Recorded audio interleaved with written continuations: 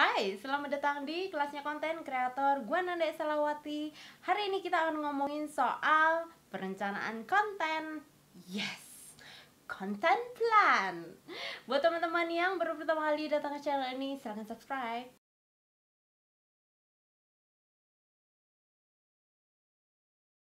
Oke, kita ngomongin ini, kita ibaratkan kita masuk ke perpustakaan. Itu kan ada tuh kategori buku, sama abis itu raknya rak yang mana. Terus abis itu ambalan yang nomor berapa, ya kan? Shelfnya kan beda-beda nih. Jadi kita ngomongin niche, itu berarti kan kita ngomongin soal kategori dan subkategori dari YouTube channel lo. Sebenarnya ini YouTube channel ini mau ngomongin apa sih, gitu ya kan? Intinya sih itu. Nah, dari niche dari channel lo, kita bakalan berangkat ke content plan. Oke? Niche daun ini kita ngeliat dulu nih, bidang yang selama ini lo geluti itu apa bidangnya. Oke? Ini kalau misalkan lo menentukan niche dari channel YouTube lo berdasarkan latar belakang pekerjaan, pengalaman kerjaan, atau bisa juga ijazah pendidikan, latar belakang pendidikan juga bisa. Setelah tahu nih, ada pertanyaan nih, lo seneng gak sih sebenarnya sama bidang ini? Kalau misalkan lo seneng, ayo udah bahas aja, ini udah bener. Lo bersyukur banget kalau misalkan lo bekerja di area atau bidang pekerjaan yang memang lo seneng. Jadi lo berasa, ya me time aja gue kerja selama ini. Nah itu udah bagus banget. Tapi kalau misalkan dari pertanyaan yang tadi jawabannya enggak, gue nggak seneng kerja di bidang ini. Oke, berarti ada di sini nih. Kita mau ngomongin apa yang memang lo seneng banget buat ngomongin nih di bidangnya. Hobi lo apa? Lo tertariknya apa di sini? Nah, ini berarti kan kategorinya berdasarkan hobi, minat, dan di sini bisa nggak dikombinasiin antara bidang pekerjaan lo atau latar belakang pendidikan lo ke apa yang menjadi hobi lo? Bisa nggak dikombinasiin? Nah, kalau misalkan bisa dikombinasiin, berarti kita selanjutnya akan ngomongin soal delivering-nya. Oke? Delivering system ini berarti kita ngomongin soal ini mau jadi channel tutorial atau mau jadi channel entertainment. Nah, ini yang mana nih? Lo ada di mana? Kalau misalkan bisa dikombinasiin antara channel yang memang edukatif dengan entertainment, ini bisa dikombinasiin, ini lo menang sih dari awal gitu loh. Jadi tutorial ya nggak seserius itu. Kalau misalkan seserius itu yang ngantuk gitu ya kan, yang nontonin tidur yang ada gitu ya kan. Tapi kalau mau entertainment ya nggak sereceh itu juga, ada faedahnya gitu loh. Nah ini di tengah-tengah ini gimana cara nyambunginnya? Berarti kan kita ngomongin soal delivering systemnya antara educational content dengan entertainment content. Ini bisa nggak rekomendasiin jadi satu? Nah inilah yang menjadi komunitas YouTube lo, dan ini channel lo akan ngomongin spesifik ini nih niche-nya. Jadi kita ngomongin content plan itu awalnya dari yang satu ini loh, antara latar belakang sama minat lo kemana, dan deliverynya antara edukatif dengan entertainment jadi satu. Nah inilah channel YouTube lo. Oke, berarti kita sekarang mau ngomongin soal content plan ya.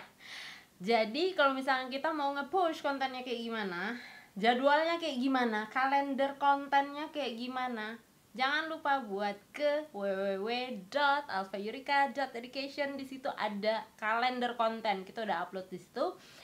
Dan kalau misalkan kita mau ngomongin soal perencanaan, berarti kan kita butuh soal ngomongin satu hari libur yang kita kudunya riset banget nih, cari info banget. Ya sudah, alokasikan satu hari buat riset, buat ngegali lagi semua informasi terkini yang orang butuhin yang mana, yang lo pengen bahas yang mana. Bisa nggak rekomendasiin?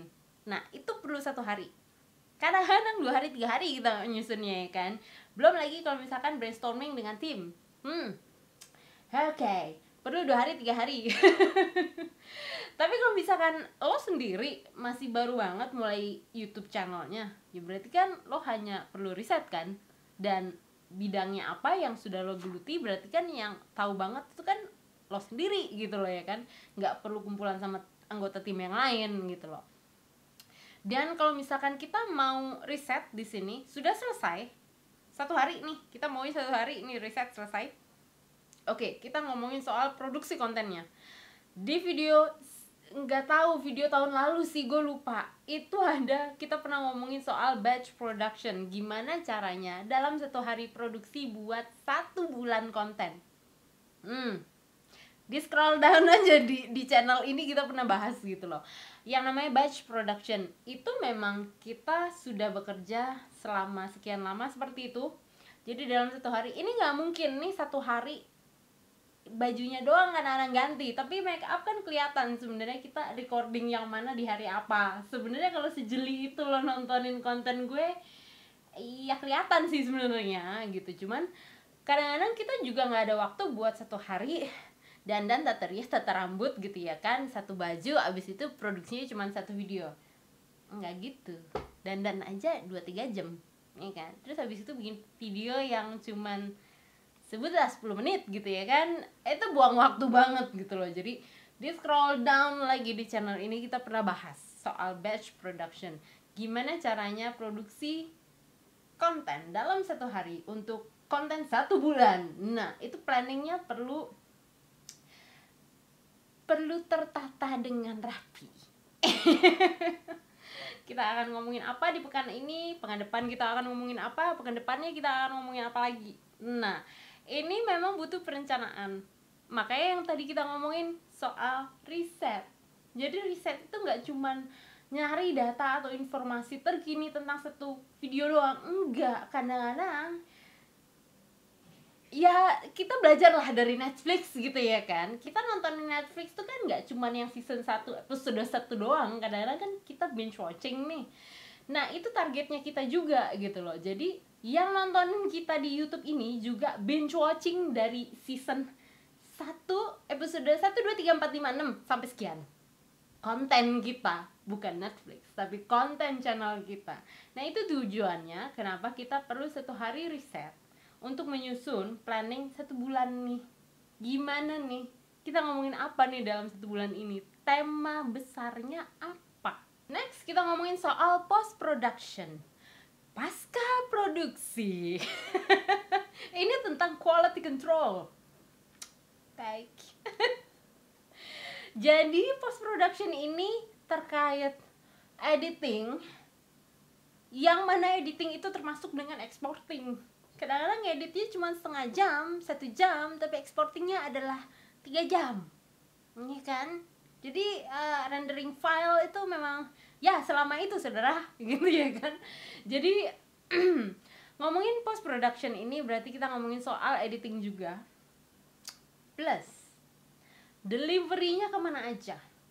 Bisa nggak 1 video ini sudah diedit, deliverynya 1 ke YouTube, diedit ulang, di repurpose untuk ke Instagram, diedit ulang, repurpose untuk Facebook, edit ulang untuk ke LinkedIn, edit ulang untuk ke TikTok. Bayangin aja, kalau misalkan lo produksi 1 hari untuk konten 1 bulan dan deliverynya ke 5 sosial media, itu kayak gimana? Post production ini akan butuh waktu lebih banyak yang jelas, karena kita juga ngomongin soal 1 quality control, yang kedua adalah deliverynya di platform apa dan jam berapa, itu juga akan perlu dipikirin. Sedih ya emang. Banyak post production itu banyak yang perlu dipikirin. Jadi kalau misalkan teman-teman tiba di tengah jalan, oke, gue sudah hampir mencapai burnout. Itu kurang lebih mayoritas, enggak semua ya, cuman kayaknya YouTubers yang gue papasan ketemu atau tiba kenal, itu pasti hampir bisa dipastikan manpower yang pertama kali di hire adalah editor, biasanya itu. Karena ini dia akan ngomongin soal post production. Setelah jadi satu video ke YouTube, berarti lo melihat lagi nih, lo quality controlnya lo. Oke, ini bisa diedit ulang di bagian sini buat gue posting di Instagram. Oke, ini lo sebagai quality control lagi, lo mikirin lagi nih, ini bisa diedit ulang di second ke sekian sekian sekian, detik ke sekian sekian sekian, menit ke sekian sekian sekian buat delivery ke Facebook. Nah, terus gitu aja, muter aja terus. Jadi post production ini memang butuh waktu lebih banyak daripada recordingnya itu sendiri. Ya begitulah. Dan post production ini juga ngomongin soal uploading, ngomongin soal metadata, juga hashtag, SEO, dan lain-lainnya. Ya kan? Ini ranahnya post production. Dan juga jangan lupa ngomongin soal thumbnail juga, ya kan, desainnya akan seperti apa tampilannya. Terutama di YouTube ada thumbnailnya. Kalau misalkan deliverynya ke IGTV juga ada covernya, iya kan? Iya, banyak. Jadi post production ini bisa dibilang butuh waktu 2-3 kali lebih banyak daripada produksi kontennya itu sendiri. Oke, jadi take your time untuk post production. Makanya tadi dari awal kita udah ngomongin soal planning. Oke, 1 hari buat riset, 1 hari mungkin buat produksi, berarti kan 2 hari tuh. Tapi selebihnya dari 30 hari kalender ini, wah, ada 28, 29 sampai 30 sampai 31 ya kan. Sisanya lah ini untuk post production yang memang membutuhkan waktu lebih banyak, effort lebih banyak, dan tenaga lebih banyak. Tapi ini nggak akan jadi berat kalau memang dari awal kita sudah tahu nih, ini akan ngebahas apa nih bulan ini, tema besarnya akan apa nih bulan ini. Dan di sini kalau memang udah dari awal udah kelihatan kita akan bahas apa, di hari apa, tanggal berapa, kita mau upload video yang mana. Kalau sudah kelihatan dari awal, ini nggak akan berat. Oke? Ini akan terasa berat kalau lo nggak tahu ini akan kemana tujuannya.